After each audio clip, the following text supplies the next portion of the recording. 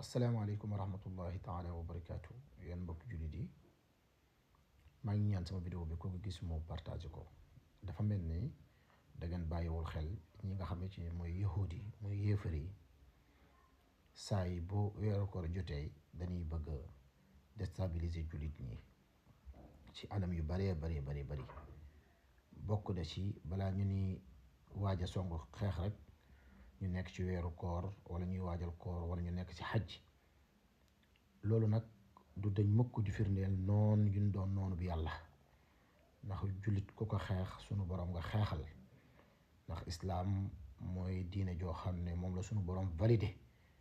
képp ku ci dugg raw, képp ku ci nekk alku, loolu la yàlla dogal. ndax yonent Yàlla Muhammad sallallahu alayhi wa sallam mooy xaatimu nabi wa kaana allahu ala kulli shay'in alim. moom la sunu borom subhanahu wa taala di déglu, ndax sunu borom subhanahu wa taala moo ko def ni mu mel, te mooy caabi borom bi subhanahu wa taala.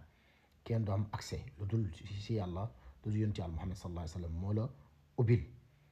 damay ñaan nag tànk ñun amuñu doole xeex, na kenn ku nekk li nga xam ci dog mu doon alquran wala mu nekk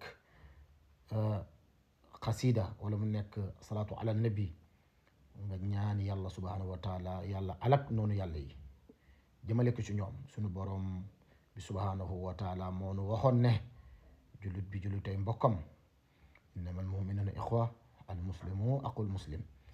kon nañ leen jóg xeex ak noonu yàlla yi si sunu kursi, si sunu alquran yi, si sunu sujoodi, ngir yàlla subhanahu wa taala may ñi nga xam ne mooy jullit di ndam ci kaw yéefar yi. assalaamu aleykum wa rahmatullahi taala wa barakaatu.